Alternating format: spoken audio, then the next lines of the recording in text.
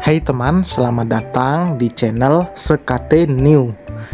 Jangan lupa pada teman-teman untuk like, komen, dan subscribe supaya tidak ketinggalan update dari channel ini.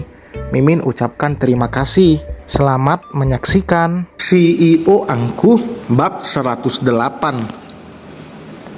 Ratu tersenyum lebar, membuat lelaki di hadapannya itu mengernyit heran. Mana yang sakit? Pertanyaan itu kembali terulang. Ini, Ratu mengarahkan telunjuk pada dahinya. Katanya berdarah. Darahnya nggak jadi keluar karena takut sama abang kan? Bohong itu nggak baik. Lelaki bernama lengkap Kandra Avana Hartanto itu menggelengkan kepalanya. Ratu menyipitkan matanya lalu berdiri. Iya deh, iya maaf. Tapi seriusan, tadi aku hampir nabrak orang. Terus ini jidat nyut-nyutan. Katanya mau ajakin jalan-jalan. Besok ya kita jalan-jalan. Tapi ingat jangan ngomong ke mami sama papi. Kandra mengangguk. Kondisinya yang berbeda membuat Kandra harus mendapat perlakuan yang jelas menyakitkan dari orang tuanya sendiri. Bagaimana tidak? Sejak dinyatakan mengidap autisme, Kandra diasingkan. Ia tinggal di tempat ini sudah puluhan tahun. Sampai saat ini usianya 30 tahun. Orang tua mereka tidak ingin digunjing karena memiliki anak yang berbeda dari anak lain, sampai tega melakukan hal ini. Bahkan Ratu harus diam-diam membawa Kandra jika lelaki itu ingin pergi jalan-jalan. Mungkin dalam hal lain Ratu bisa berontak, tapi untuk masalah ini ia tidak berdaya, karena nanti yang akan dirugikan tetap Kandra.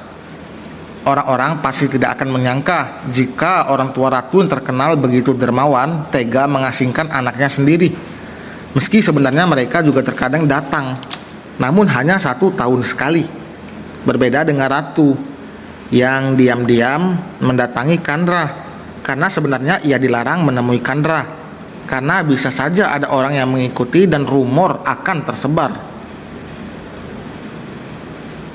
Abang tidur ya. Aku juga mau istirahat. Besok pagi kita berangkat. Kandra mengangguk antusias sambil menyodorkan jari kelingkingnya. Janji ya. Ratu langsung menyambut. Iya, janji. Kita jalan-jalan besok. Lelaki itu berjingkrak riang lalu kembali masuk ke dalam kamarnya. Jika dibandingkan dengan Akil yang juga mengidap autisme, kondisi Kandra tidak ada kemajuan signifikan.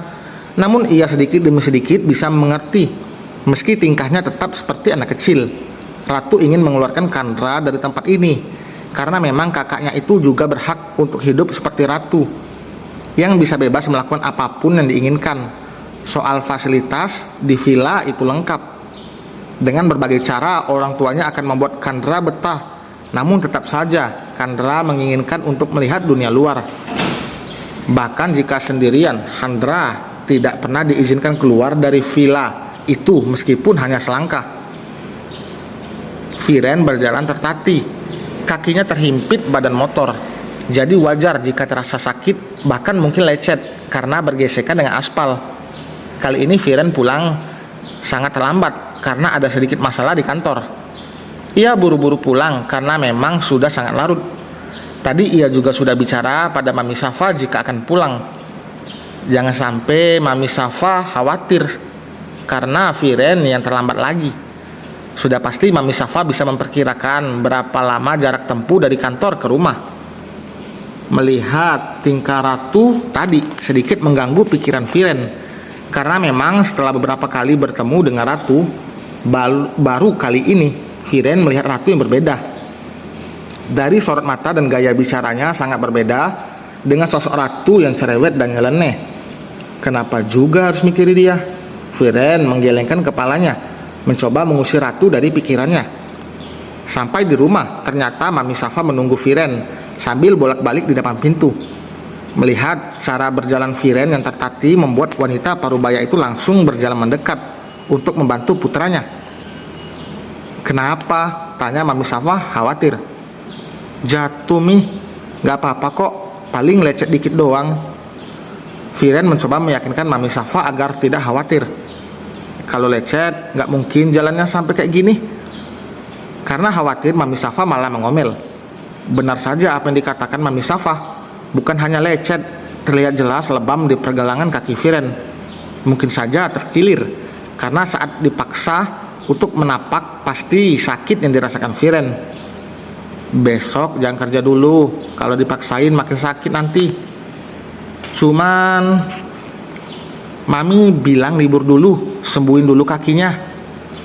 Iya Mi, mungkin sekarang masih belum terasa menyiksa sakitnya, tapi beberapa waktu ke depan akan lebih terasa. Itu kenapa Mami Safa memberikan obat pereda nyeri untuk Viren. Abang suka. Kandra mengangguk dengan senyum lebar. Rasa bahagia juga dirasakan Ratu karena bisa melihat wajah ceria Kandra. Untuk satu harian, Ratu sengaja menyewa tempat bermain itu agar tidak ada yang mengganggu kesenangan Kandra. Dan satu hal yang ingin Ratu hindari, ia tidak akan bisa mengendalikan dirinya jika ada yang menghina Kandra. Jadi memang lebih baik seperti itu. Toh bagi Ratu uang yang dikeluarkannya tidak seberapa. Bi, temenin dulu, aku mau ke toilet. Iya Nona. Hari ini Ratu tidak akan melakukan apapun selain menemani Kandra. Ia bahkan tidak berniat menemui Viren setelah kejadian tadi malam. Mungkin besok baru ia akan melakukan kegiatan seperti biasanya, termasuk terus mendekati dan mencoba melulukan Viren. Ratu sangat yakin jika dalam waktu dekat ia bisa membuat Viren jatuh ke dalam pesonanya. Lah itu Viren kok sama cewek? Ratu yang akan masuk ke toilet kini mengurungkan niatnya untuk mengikuti sosok lelaki yang dikiranya Viren. Virendra, sosok itu berbalik menatap Ratu. Fikra dan Rumah Isa terlihat kaget karena melihat Ratu secara langsung, karena kemarin hanya lewat foto saja. Lain kali harus belajar buat ngenalin mana pasangan, mana kembarannya, ujar Fikra. Ratu mengernyit lalu mengingat sesuatu soal Viren yang memiliki saudara kembar. Jangankan Ratu yang baru kenal, orang tua mereka saja tidak akan sadar jika Fikra dan Viren bertukar posisi. Oh, jadi kamu Fikra? Iya, ini istri aku Rumah Isa. Fikra juga tidak lupa memperkenalkan Rumah Isa. Viren mana? Di rumah lah. Nggak ditengok. Sebelah alis Ratu terangkat. Emang kenapa? Fikra mengedikan pundaknya. Lihat aja sendiri, Ratu masih berdiri di tempatnya. Viren sakit. Apa dia terluka gara-gara aku tadi malam? Ratu tidak sempat memperhatikan dengan jelas dan langsung pergi begitu saja. Sekarang ia jadi penasaran sekaligus khawatir jika Viren terluka. Ia buru-buru keluar dari tempat itu untuk menemui Viren. Ratu sampai lupa jika dirinya sedang menunggui Handra. Meski kemungkinan Viren terluka parah itu sangat kecil, namun Ratu tidak akan tenang sebelum melihat Viren secara langsung. Sampai di rumah, Viren bahkan lelaki itu yang membukakan pintu. Viren baru saja pulang dari rumah sakit untuk mengobati kakinya. Kamu nggak apa-apa? Tanya Ratu. Enggak, bohong, cuma sedikit terkilir aja. Ratu bisa bernapas lega karena memang Viren terlihat bebek saja. Ya udah, ucapan Ratu terhenti saat ponselnya berdering. Non, Den Handra hilang. Tadi Bibi tinggal sebentar buat beli minum. Jantung Ratu seperti berhenti berdetak. Ponsel di tangannya sampai terlepas. Ada apa? Viren jadi ikut panik melihat ekspresi wajah Ratu.